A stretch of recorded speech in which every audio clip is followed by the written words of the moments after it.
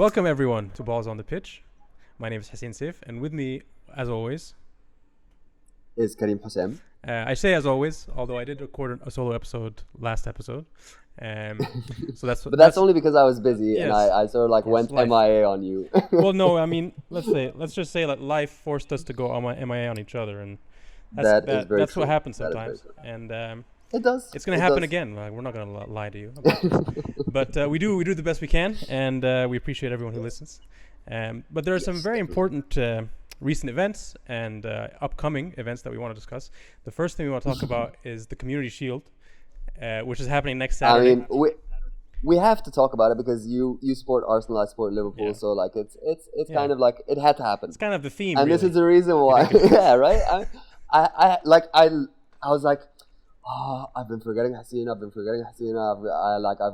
gone too long MIA. I can't keep doing this. I need to like message him. Yeah. Because like the Community Shield is coming up and we're playing each other and we have to record something. So like. Yeah. There we are. Ta-da! I mean, I was just silently stewing like, oh, Kareem, you're costing me $20,000 just by not posting this podcast.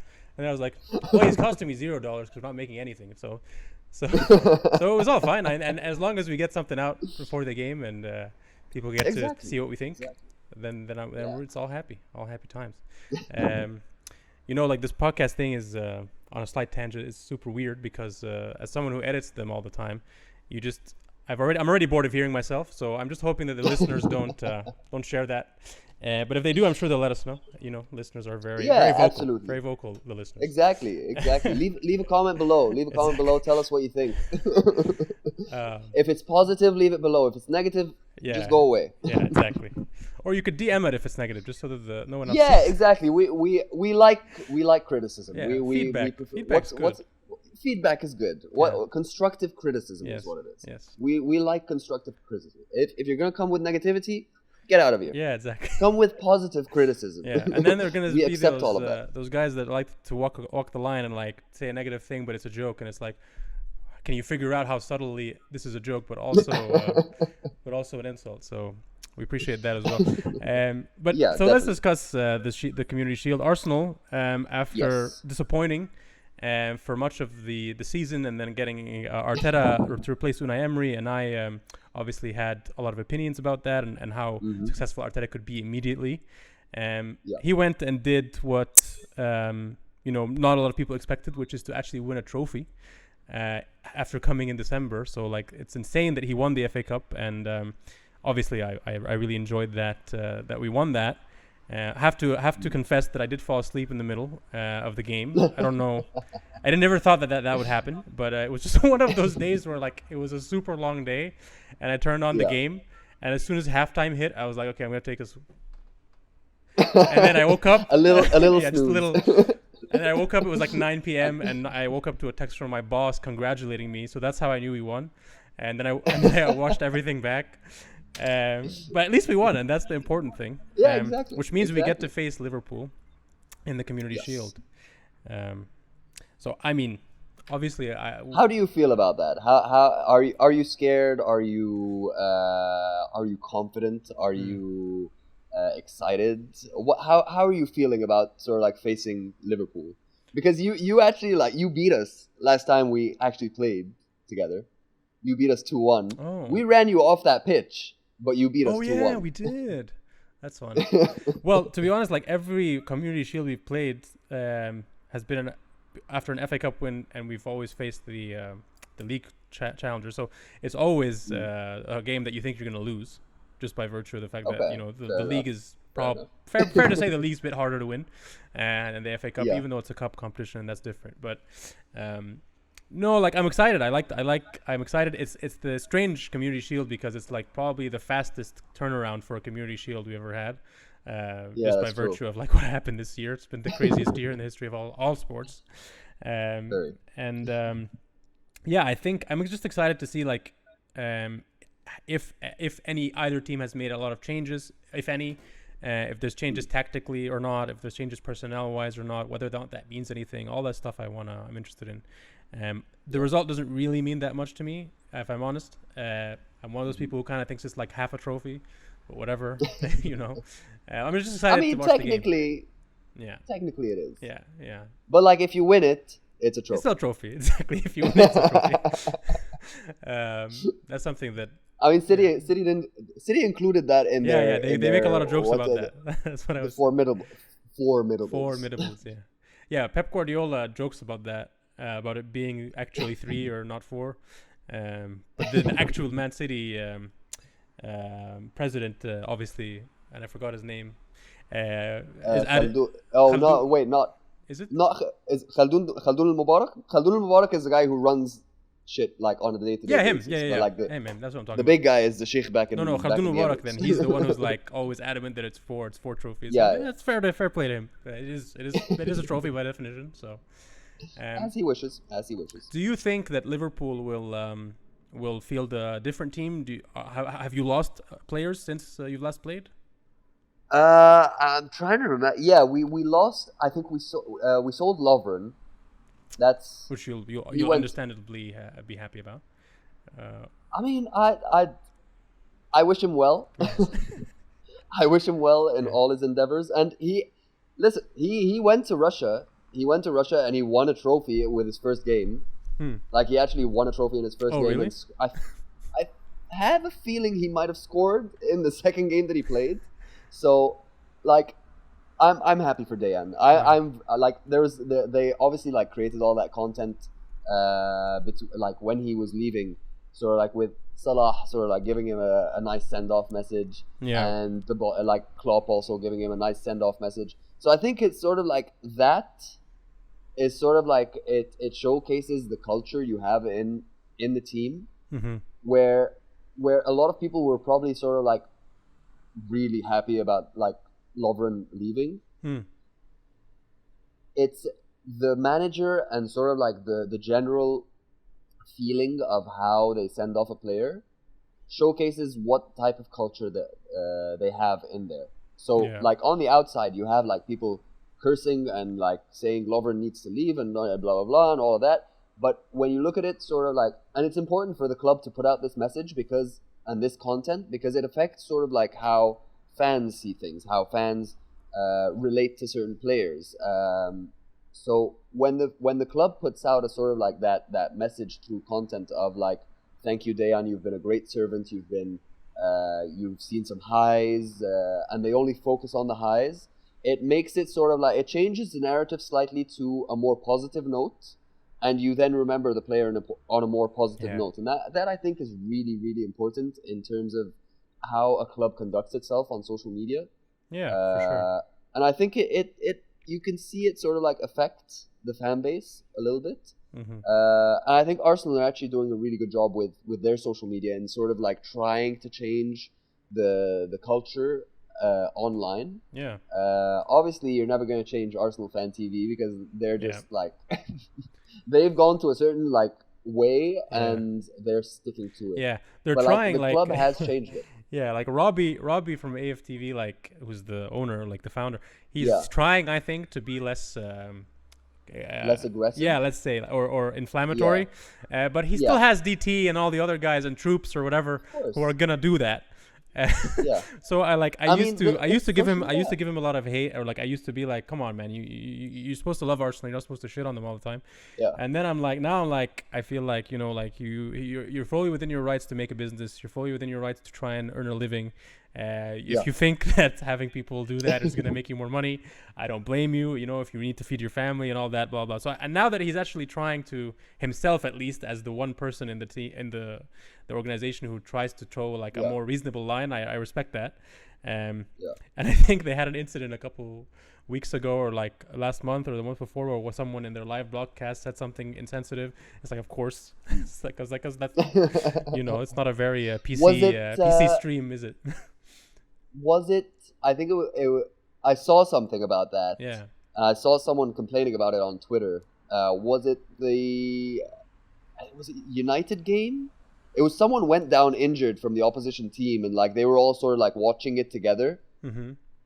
And someone said something that wasn't really okay. But I couldn't really hear it. Yeah, me neither. But like there was a lot of backlash on Twitter about it. I think he wasn't in the guy who said it. I think was not in the FA Cup final live stream. So you could you can. So actually, I wanted to talk about. Well, since we're still talking about Liverpool The for a Community second, Shield. yeah, Community Shield. Okay. Um, what are your thoughts Yeah. on Firmino? Because people are very divided on him. There's publicly you guys have been going to kind of get a replacement for him, in Werner, but then that didn't work out for you. What are your thoughts on him? Do you think he's good? First of all, do you think he's not good? Yeah. Do you think you need a Yeah. replacement? Who do you want the replacement to be? Realistically, who do you think it will be if there is one? Um, Bobby, I think he's one of my favorite players on our team. He is literally one of my favorite players on our team, and he like opposition fans don't see what he does for the team, and Klopp has stated several times before that I'm not expecting Bobby to score a zillion goals this season. That's not his Yeah, job. But exactly. he did mention it when I'm trying to remember if it was around the Club World Cup time, and he'd gone a bit cold on the goals, and Klopp and he'd come back from the Club World Cup and then scored obviously scored the winning goal in the final, Hmm. and then when we came back to England, he scored again. And I think he scored 2 goals in that game. I Hmm. can't remember, but we need to check. But he ran over straight to Klopp and hugged him and all of that. Yeah. And Klopp then spoke about it after the game, and he said, "Yeah, Bobby had come to me, and he was a little bit down. He hadn't scored for a few games, and he was saying like, I don't know what's wrong and blah blah blah and all of that." And basically, Klopp said, all I told him was, "Listen, I don't want you to put pressure on yourself. I don't expect you to score all of these goals in one season. Your job is very different to the goal scorers in the team, and it is exactly that. When you look at Bobby's heat map Yeah. of the games that he plays, you can see exactly what his role is. You can see him dropping back from that number 9 position. He's sort of he's a false 9 basically. So he drops back into midfield. And depending on the team, obviously, that either it pulls the defense with him, or it causes like a little bit of space for basically Sadio and Mo to Yeah. jump in from the wings and get their goals. So if it wasn't for him, I honestly believe Sadio and Salah Hmm. wouldn't be getting Exactly. Yeah. getting close to the numbers Yeah, that they're and he's getting. making like decoy runs. He's linking up play. He's doing Absolutely. everything. Like people who don't think he's He's good, like you flair. obviously don't watch the games because like it's not just about. Man, Yeah. he's such a flair Yeah. player. Like he's got everything. He's got the tricks. He's got the and he's such a happy player. You watch him and you just like one of his idols is he said this. I can't remember where I read this before, but he said this before that one of his idols is Ronaldinho, and you Mhm. can just see it in the way he plays. Mhm. The way he plays is all about just like I'm doing this just for the enjoyment of it. I love football, and I'm doing flicks, I'm doing tricks. I'm after I score a goal, I'm celebrating like a madman. His celebrations are some of my favorites in the Yeah, Premier they're League. By the way, very, like very he's a madman. focused. He's Yeah, a fucking passionate. madman, and I love it. Yeah, yeah, I like him too. To be honest, like I think half the people who say he's not good would have him on their team in a heartbeat. Absolutely. Um, And look, no, they wouldn't. They wouldn't because they don't see it. They don't see what he Maybe brings not. to the team, and that's the thing. Yeah. And I'll tell you one thing about like you mentioned Werner. Hmm. I think Werner is a fantastic talent. I haven't seen enough to merit a 50-60 million transfer fee. Like every time I've watched Werner, I think, all right, he's a really good player, but he lacks like there's something lacking in his style of play. In like, I don't know what it is, but I just don't see him as a world class player. I think he has a lot of potential. He's a very good player. He's very fast. He's very like he has a lot of attributes Mhm. that you would want in a striker, and obviously he's been banging them in Germany for like I don't know how long. He's been getting insane numbers. Yeah, But exactly. every time I've watched him, there's just been something that's a little bit off that I'm like, you know what? I'll be okay if he doesn't come. Yeah. I'll be completely fine with it. when the news was like coming in about like him coming to, and Klopp wanted him and blah blah, and all of the news was sort of like basically saying that he was gonna come to Liverpool. I was like, okay, I'm fine with it as long as Klopp wants it. Any transfer basically for me is, if Klopp wants it to happen, it'll happen, and I am 100% behind him, because I was very convinced that he would make a world-class player out of Werner. Oh, for sure. You've got this sort of like the German connection, so you have that sort of like already. They sort of vibe together. They know each other from that. It's not just that. Like the German league plays a style of football that's very, very similar to what Liverpool does. Like Liverpool has, even though like Guardiola's like the, you could say he's the first manager who really brought in the idea of press, or not the idea of pressing, but he really had teams that really overwhelmed people on counter pressing. Yeah. Klopp's gegenpress seems like miles ahead of it for some reason. Like it just seems like he's because he's from Germany, and because he plays in a league where everyone plays that way, like literally every team plays that way. It's different. Like Werner would have come into like a system and a boss that is very much similar to what he was doing. So he probably would have done really, really well. He definitely wouldn't have played Bobby's role. Like he wouldn't have played the Firmino role. I think he was coming in for a different role. Yeah. Like I think he was coming in to sort of like provide, get him behind, different guy. Yeah, sort of like whenever sort of like the system with Bobby wasn't working, like maybe you could bring on Werner and sort of like change it up a little bit. Like I was thinking he would be going for sort of like a 4-2-3-1. Yeah. So you'd still have the same what's it called? The same three that you have now. You just have Werner on top of it. So you think he would play Bobby and Cam, Firmino and Cam? That'd be good. Exactly.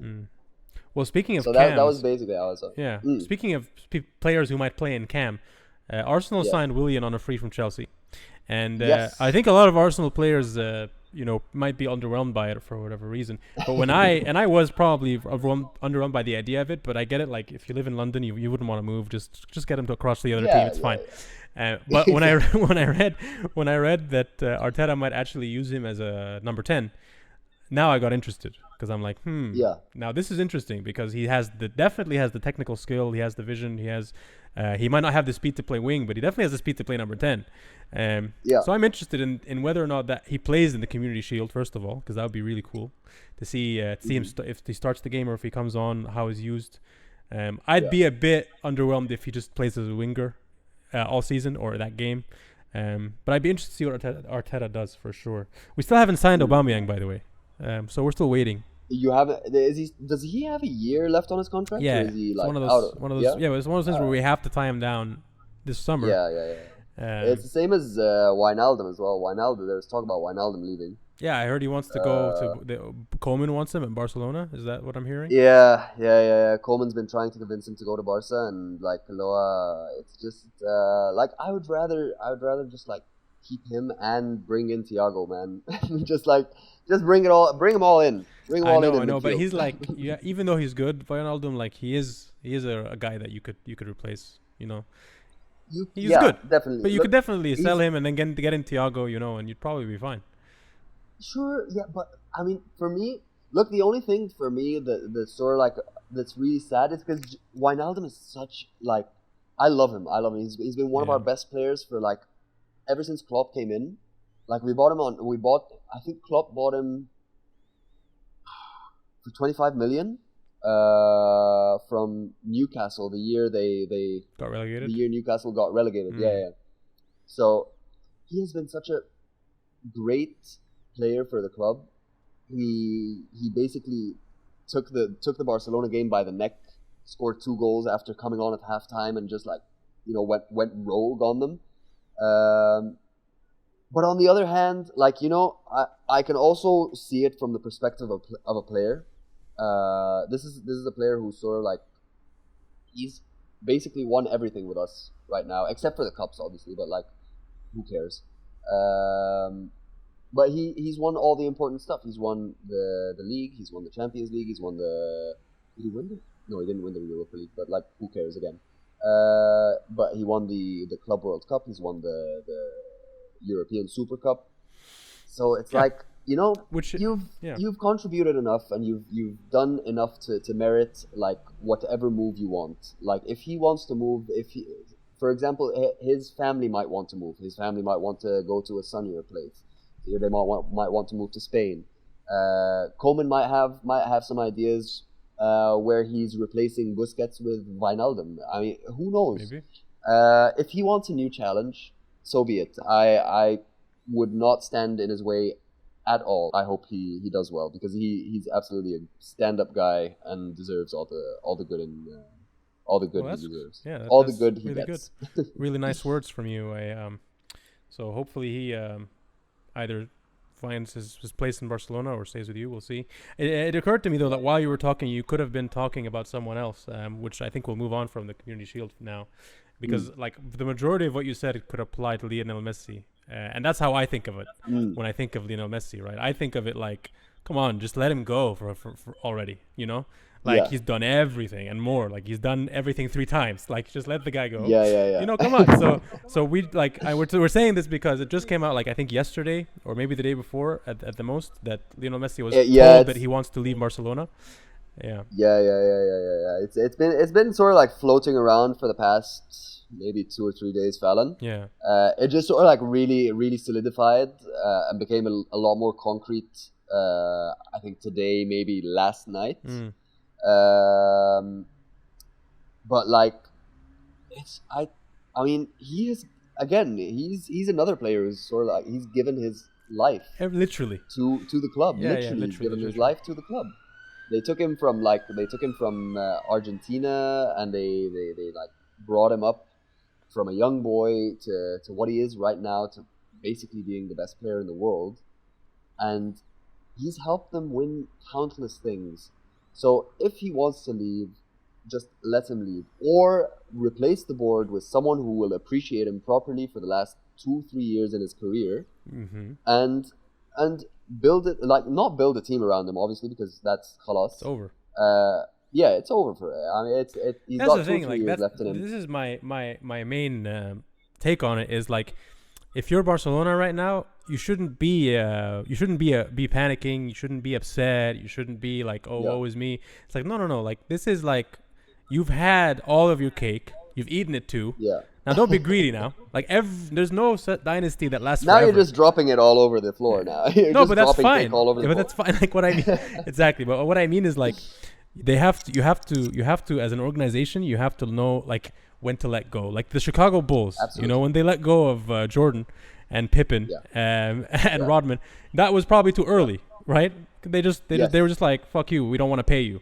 But now Barcelona wants to do the opposite. They want to hang on to this guy for too long. It's like, you've done Yeah. everything you could as an organization. It's time to rebuild from scratch. You know, let this Yeah. legend leave on as high a note as he can, and go Mm. chase some other glory. Like if I was Messi, you know, I'd be bored by now. I was surprised this hasn't happened already. Like there was a moment maybe 3 years ago when there were whispers about this, and he stayed, and I was surprised Yeah, that he yeah. stayed. I was really And it was surprised. Chelsea, wasn't it? It was what? I think it was Chelsea. Maybe, yeah, maybe it was. I have a feeling it was Chelsea when it was 3 years ago. Hmm. But like, you know, it's just, for me, you have, like, as the board of Barcelona, you have two options. They've already brought in Koeman, Yeah. which is a smart move. It's like In a in my opinion. steady the ship higher kind of. Exactly. You bring in a legend of the club. Fans are already sort of like, they have that connection with him because he's a legend. He's a decent manager. I like him as a manager. He's good tactics, decent style of play. Given the right players, he can make a good team. Um, but I think Coleman, if he's going to choose, like, if they're going to choose to keep Messi, Coleman needs to sort of like speak to Messi and make sure that he understands that right now, I need you to be the leader of the team, continue to be the leader of the team basically, but also help the younger players in the team and elevate them. So basically, if he were to stay at Barcelona, need to like. I would basically put him in the role of Ronaldinho when Messi was just coming out. So Messi needs to be that role model for someone like Ansu Fati, for example. Mm-hmm. Like Ansu Fati is a brilliant talent. He's a scary talent. He's really good, but he needs sort of like that guidance. He needs to have someone like Ronaldinho with Messi. Yeah. So that he can reach the heights that he can reach. Yeah, but like if you're Messi, and you're sitting in front of Koeman and he says that to you, you're thinking like, hey, listen, dude, I've done this for all of the Ansu Fatis that have come through here, and it's time for me to fucking like I'm over this whole thing. Like. I mean, I get it. I'm with you. I'm all for, by the way, the move to him moving away from Barcelona. Who do you think could actually afford this guy? First of all. I mean, look, this is gonna get really messy. I think it's gonna get really, really messy between. I just realized that I used Messi to describe the whole situation, but like, really messy, it is a messy situation between Messi and Barcelona. Yeah. And it's just gonna get messier because they right now what I understand is that the clause that Messi is relating to in his contract that he can leave on a free, that apparently like the wording of it is not really obvious, not really clear. It says at the end of like he's allowed to activate that clause at the end of the season. So Barcelona consider the end of the season to be a certain date, whereas Messi considers the end of the season to be another date. Of course. So it's basically going to be a little bit of a court battle, I think. Of course, yeah. Because all these contracts, all these contracts have. I tried to articulate it before as like trapdoors or loopholes. But you could also think of it as like double speak, like the politicians do, or like they're saying something, but they're also saying something else. It's like all corporations do that too, like so. Half of, and I hate this shit, dude. I hate when a corporation or tries to pull the wool over someone's eyes by literally presenting, and people do this to us all the time in marketing and stuff, by literally trying to present to us that something costs $0, but then you look at the fine print and it's like 0.99 for the first month and then $300 for the next 6 months or whatever it is. But this is like the same thing. It's like if you're an organization and you know for a fact that a player or the player's representation is misunderstanding something because you've written it to be misunderstood, come on, man. I mean, this is like this kind of shit that lawyers have ruined much of these negotiations with. It's like everyone's always trying to say something else while they're saying one thing, and so no, that doesn't surprise me at all. Like that would be a deliberation that has to be sorted out. Yeah, definitely. For me, like, look, it's just sad to see him like leave on such a terrible note. Like you would like this is basically like the biggest transfer news in our lifetime, probably. Like I highly doubt we're going to see sort of like a bigger transfer story than this, if it happens, obviously. But I think just it's on. I was just thinking about this today. Actually, it's on a similar. It reminds me of when Stevie left us. Like when Stevie wrapped up his career and headed over to America. His last game was a 6-1 defeat to Stoke. You said that. And it was just. Like it's the same thing, It's just so sad to see legends leave a club on a sour note, and like at this point, I don't know. They're like Barcelona just playing hardball with Messi, and it's just like this is the best player in the history of the game you're fucking around with, and it's just like what, like how? How? Just like give him what he wants. He's given you blood, sweat, tears, joys, elation, bad times, good times. Just let him leave, man. Just let him leave. Like, let him pursue whatever he wants. Exactly, man. Exactly. Really, really funny. Like it's ironic because like they're a club that's they run things, training from a team perspective very holistically. They preach that a lot. thinking of people not just as as one dimensionally. There's more to people than the whole is more than the sum of its parts. Making sure your players are taken care of in all aspects, and trying to have a harmonious atmosphere in the club and stuff. So they preach all the right stuff at that level, but then when money gets involved, all that stuff kind of goes out the window, and in pretty much every organization. Exactly. I mean, capitalism runs everything. Exactly. Well, I mean, the only names that I've heard floated around are like PSG, and I've heard Man City in there. Don't see that. Yeah. Don't see that though. But that's the only two really. Like, who else could, like, in England? Let's talk about the UK. Not even like the UK. Who could realistically afford Messi? How much do you think that he would fucking cost? Like 200 million, or is he over that? 150? I mean, is he 150 now? Is he 100 only now because he's old? What is it? I mean, I think I can't remember. Does he have is he also one of those players who has a year left on his contract, or does he like have a fucking lifetime contract with Barcelona? I can't remember what. I mean, I'd be surprised. I don't think he has. I mean, I don't even know anything, but I'd be surprised if they would let him have a year left at any point. So I'm sure he has like a long-term deal. But I mean, either way, do the research on that, but whatever. Yeah. I mean, either way, I mean, like the numbers that I'm hearing are insane because he has like what is it, like half a billion like euro release clause or something like that. Oh, Ronaldo's. Yeah, I think it's half a billion, but at the same time, like Ronaldo's release clause at Madrid was like 1 billion, but like Juventus ended up paying like 100 million. So like, so these figures are just sort of like a lot, especially in Spain. Like they just like. They go like fucking crazy with their release clauses, and it's just like, no one's gonna ever pay that. But obviously, when Ronaldo they're very paranoid. Exactly, yeah, absolutely, they're paranoid. But plus, haven't they learned from Liverpool? If someone breaks your release clause, you don't even have to agree. Exactly. Especially if it's only £1 over. Exactly. What are they smoking over there at the Etihad? Exactly. But yeah, I think City is where he's going. Really? I'm pretty convinced City is where he's going. Oh, I would hate that. I would love that. I am all for Messi coming to the Premier League, man. No, I would hate it to be City. I'd hate it to be. I want it to be Arsenal. Yeah. I'd like Arsenal. I mean, yeah. We could sell the whole first team. I don't care. Just get Messi. You actually hold on. I will send you a tweet because you need to see this. Is it him in the shirt? Because I've seen it and I fell in love with it immediately. No. Okay. Not that. But man, I mean, City obviously is the obvious choice. So the only team that would put up the money.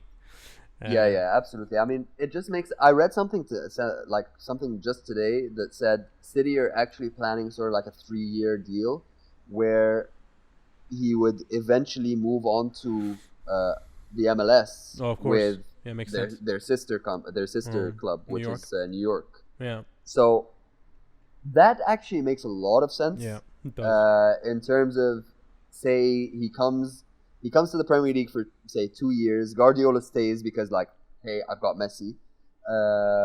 And then maybe Pep leaves.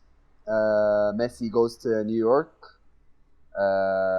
Pep goes wherever. I'm convinced Messi could play in the MLS from age 40 to age 50 with like little issues. Yeah, absolutely. Messi could run the MLS for like a good 10 years, like hands down. Yeah. Hands down. Like he makes a mockery of like some of the world's best players. So can you imagine him like in the States? No, that would be unreal. Like if he goes there when he's 40, he would decimate. It would be comical. Like it would be comical. Oh, the shit he does, like it's like it's. Like he solves problems you didn't even know were there to be solved. That, you know what I mean? Like it's like I keep trying to think like what is the best thing about him? What's the best thing that he has? And obviously, like people say his dribbling is his best attribute, and I think it is. Yeah. But like, what about his dribbling? And and I think he has the best relationship with time of any other player. Time and /timing. Because he has like the cojones to wait until the defender is like literally like 3 millimeters from the ball before he's like, no, you're not getting it, you know. And that's the genius. It's like it's like it's the patience really that he has to be like, come on, try and get it, and then he just goes. It's like, I love it, and he does that in hyper speed around 3 people. Oh my god! Exactly. You know? Exactly. No. He's just like it's like he lives in slow motion. He plays in slow motion. Exactly. Like his mind sees like everything just like slower, so he's able to just like flit around everyone just like, okay, this is gonna happen. This is gonna happen. This is gonna happen. I need to do this, and this, and this. And that's it. It's done for him. Yeah. Like, how do you see this? How do you see that? And this is you. Did I tell you about Mo's experience when he went to the new camp? No. So Mo went to the new camp. It was last year at some point. Yeah, end of last year, I think. And he went to like catch a game and all of that because like he loves Messi, he loves Barcelona and all of that. Even though they're his second team, he still supports Arsenal. Oh, okay. But like Barcelona is his second team. Yeah, I'd probably say they might be my second team. They weren't until Fabregas. All right, and they. So now I don't. And then you were like, no. You know what? Fuck this. Fuck that. Exactly. You don't get my support. Yeah. Anyway, what else? But yeah, what happened? One of the things that he realized like while he was watching. He was on the side, like the part in the stadium where he was sitting. He was on the side that was on Messi's wing, So Messi was attacking where Mo was sitting, basically. Right. So he got really close to sort of like see Messi up close and how he like navigates himself and how he sort of like conducts himself on the pitch. And he was like the first few minutes I was really frustrated because like he was just standing there and watching. I was like, yeah, he does that. And we started talking about sort of like how Messi is, he sort of like, he takes 10 minutes in the beginning of the game to just sort of like analyze what's happening on the field and how players are moving and how sort of like the ball is moving and how the other team is sort of like passing and getting the ball across to all their different players. So when he sort of like takes that 10 minutes, he's then able to sort of like make better decisions in the match because he knows he's taken the time to sort of like study, okay, this player does this player does that, so I can probably get around him that way.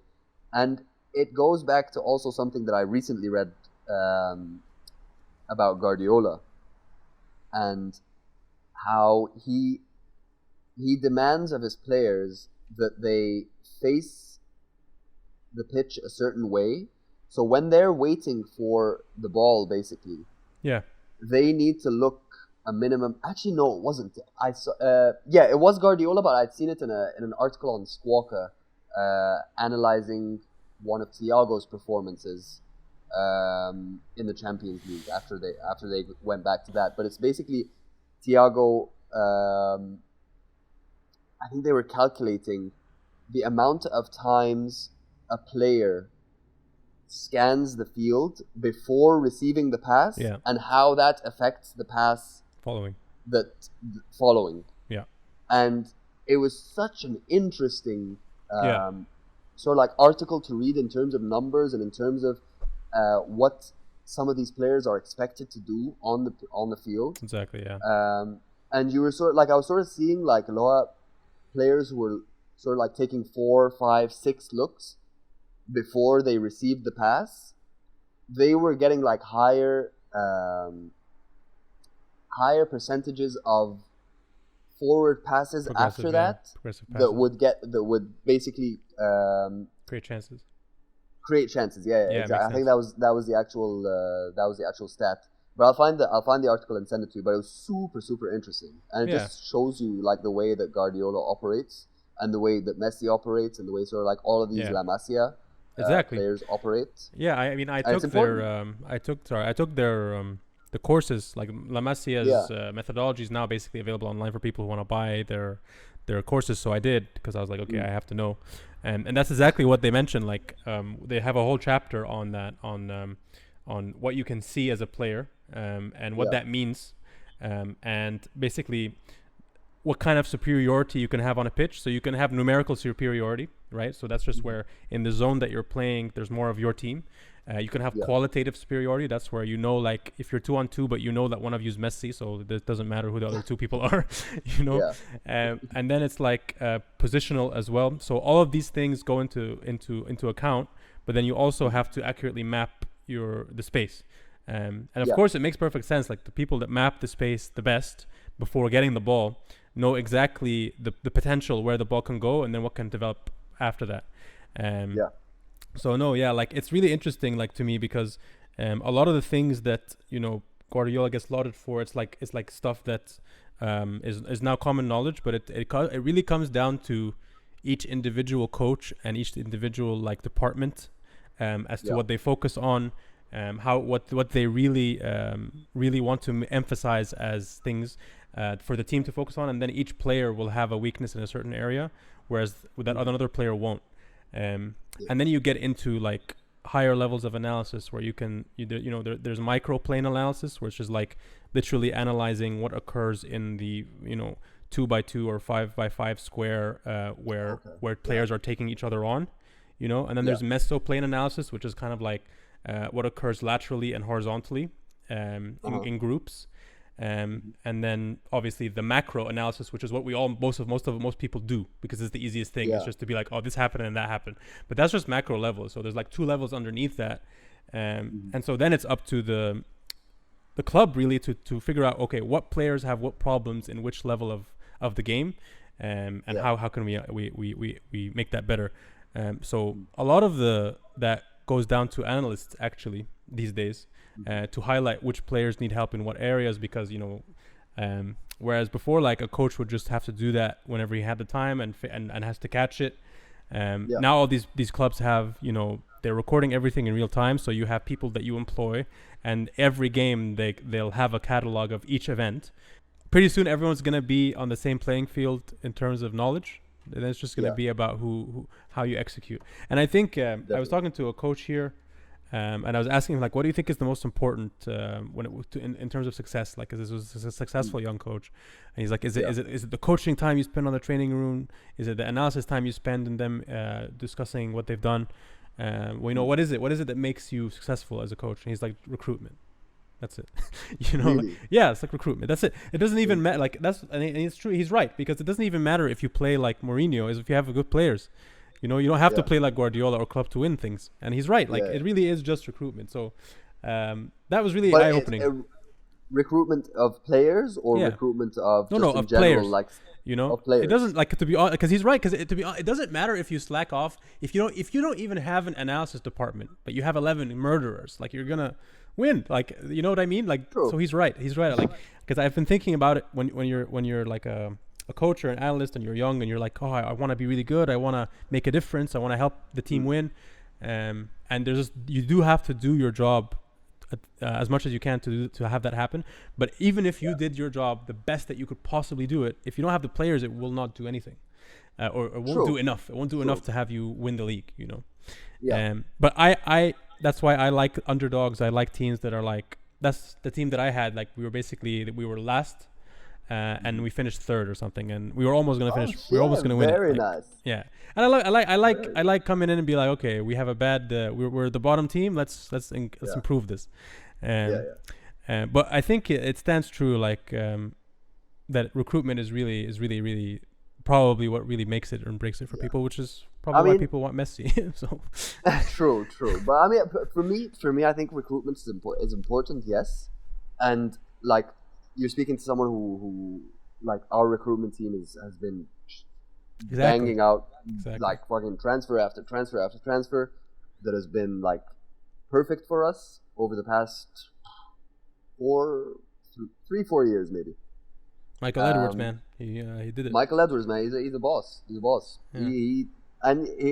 He comes from a data background. Like I'm trying to remember, was it which company was it that started off all of this sort of like the data analysis? Was it Prozone or Pro Sports or I can't remember what it was called, but like he basically was one of the first data analysts that started with that company at Portsmouth. Yeah. And he was with Harry Redknapp when Harry Redknapp was at Portsmouth. So you're sort of looking at a time when Portsmouth were getting players like Solly Montari, like I think they had Jermaine Defoe as well. They had Peter Crouch. They had Nico Kranjčar. They had sort of players who were on the cusp of making it really, really good, or they were good for that team, like for what Redknapp wanted to do with that team. Yeah. And I think also like what's Edwards was also like quite young at that time, so was still trying to get a grasp of what the system could do and how it could help him. Yeah, he probably has his own business intel. Like basically, from I've been taking the another course on analysis now. So I learned very recently, like a couple of days ago, that data. So you have the data. There's 3 types of data basically that you can have. There's data clouds, and there's I forgot the first 2. The point is that there's a version of data called there's 3 versions. That's that's the most important thing. There's a version called business intelligence data, and that's like the stuff that Arsenal bought the company that they incorporated into their club. That's Arsenal DNA now.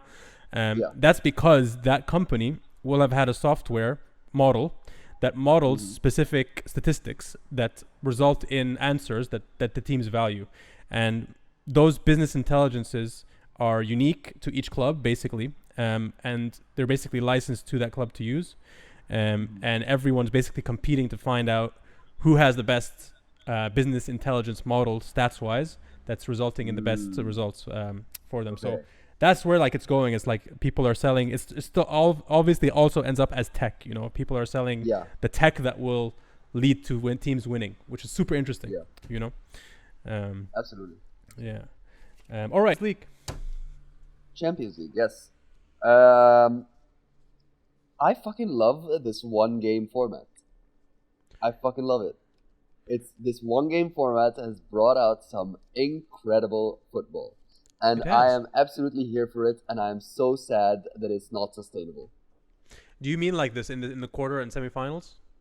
Yeah. Yeah, because I was wondering, I was watching the semifinal, I was like, is this one game or is this 2 games? Is it normally 1 game or is it normally 2 games? Yeah. It must have normally been 1 game then, but I guess I'm wrong. I mean, I think they had a couple of games from the round of 16 as well that were sort of like one game format kind of thing. Really? And it was just incredible. Dude, the 1 game format's the best. That's why in basketball they say the best 2 words in sports is game 7. Yeah. Because it's the 1 game. Yeah. It's like that's the best. Exactly. Exactly. But PSG and Munich made the final, and after Lewandowski's campaign, I didn't doubt that Munich were going to win. And Munich were very, very fucking good all season. Yeah. Look, once those 2 got to the final, I was like, all right, it's Bayern's. It's absolutely Bayern's. There's no doubt about it. Yeah. Plus those Paris don't have the balls for it. Paris do not have the balls for it. They're a bunch of kids. They're a bunch of kids. Working They're for a bunch fashion of brand, spoiled. right? Absolutely, they're a bunch of fucking spoiled kids, brats who are earning way more than they should be.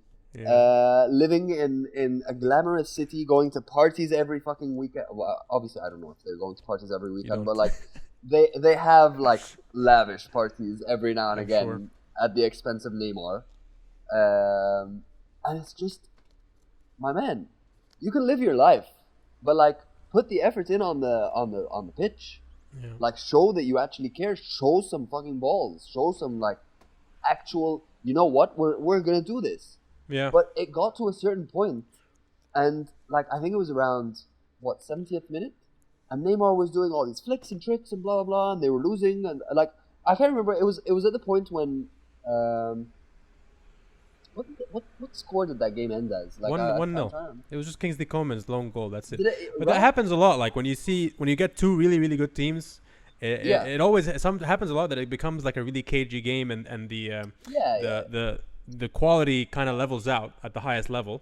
You know what I mean? So it looks like it's not a great game, but it's actually just the kind of game you have to have when you respect your opponent so much that no one wants to give anything away. And I think that's what someone said after the game. I can't remember. Maybe it was Davies, but I mean, it's just like it just pisses me off when like players like Neymar are like, yeah, they're losing the game 1-0, and just because it looks like they're not gonna win it, he starts doing all these like tricks and blah blah blah to like hopefully get his name sort of like, oh, did you see Neymar? Like, if he had pulled off the tricks, obviously you'd have gotten like, oh shit, look at this video, look at what Neymar did, look at blah blah blah, look at that. It's just right.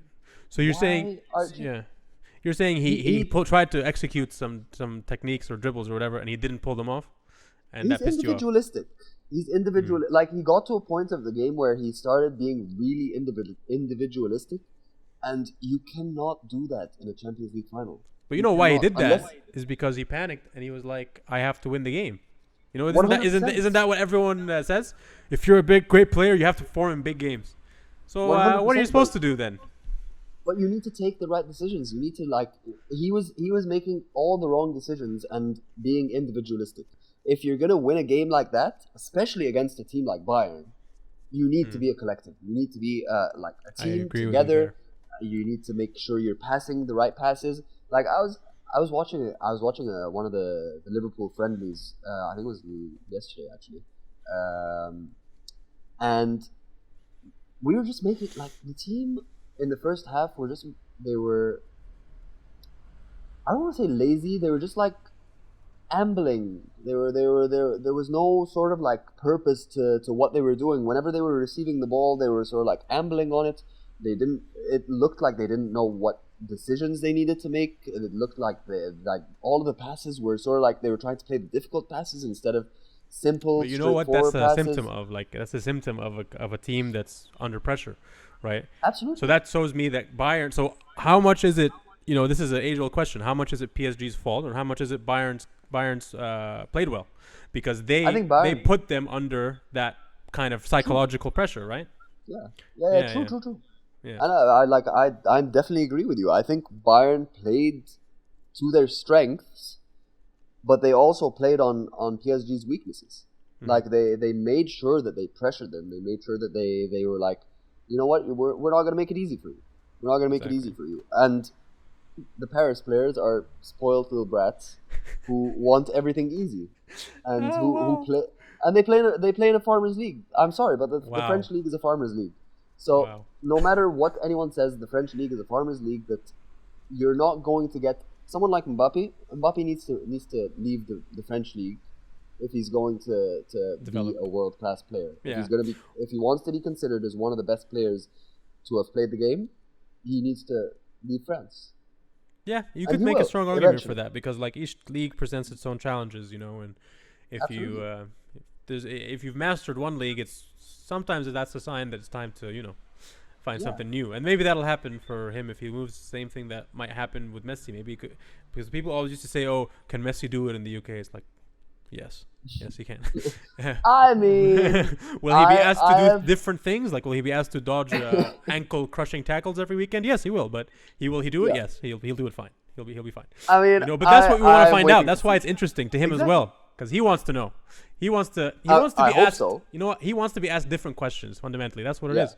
You know, and then maybe Mbappe is not there yet. He's probably not thinking about that. But that's what you're saying. It's like, go ask yourself some different questions if you're so good. You know, like. Exactly. Absolutely. I mean, look, I am convinced Mbappe is either going to go to Madrid or Liverpool. Ooh, when? I would say next summer. Ooh, you think Mbappe? I would say when things have calmed down in terms of sort of like post-COVID revenues. And you sort of like have a bit more of a better sense of what revenues are going to look like next summer. Mm-hmm. There might be some movement for. But you're gonna be selling.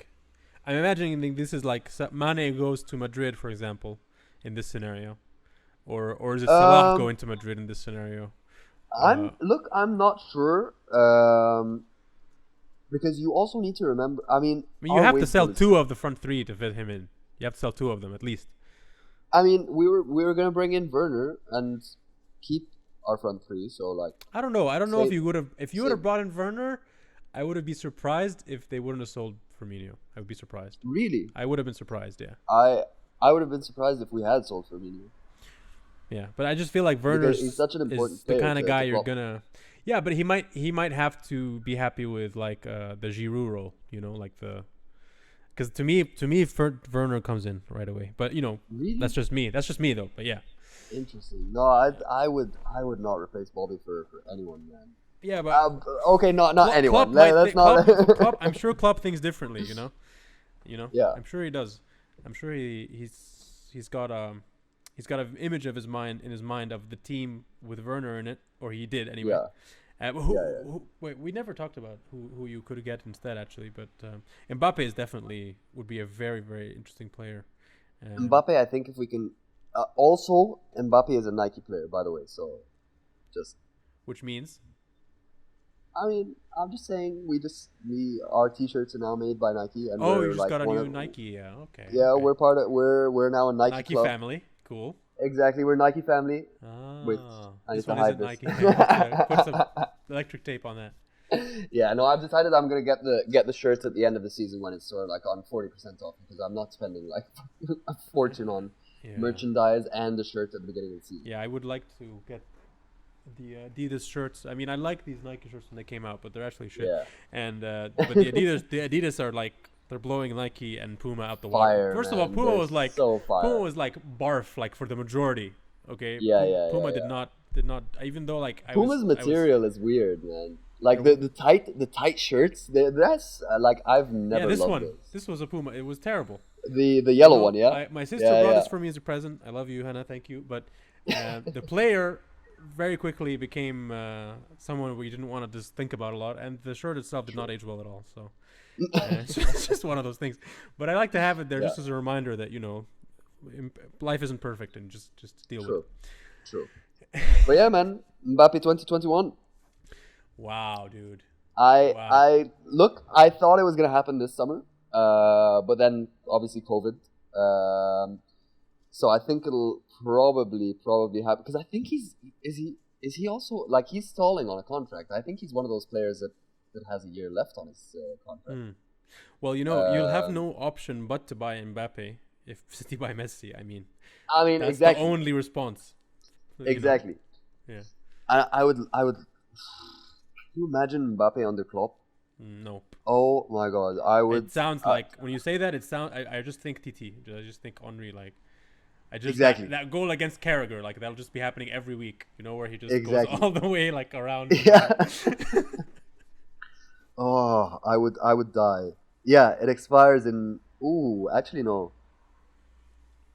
So is heading into the final as he is in danger of a club no. When was this? Okay.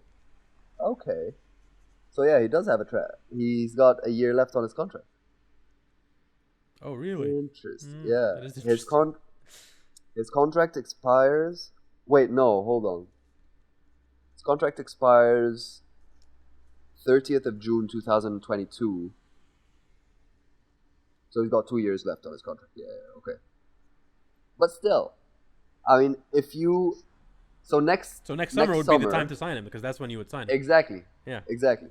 He'll be like 1 year left on his contract. Yeah, that's the if signing he's year. stalling on his contract, then Make some money. that's the A-OK to like go ahead and make a bid. Wow. Well, that would be exciting, to be honest. I would die. I don't know what would happen to me. I would self-implode. It would be a hell of a transfer. It would be. Also, I keep putting like little pieces together because my mind is that's the way my mind goes whenever like I'm very like that GIF where it's sort of like this guy standing on a wall of like little trying to put pieces together and string between like so that I'm very like that in my mind when it comes to like you mean theories Charlie and football from It's Always Sunny?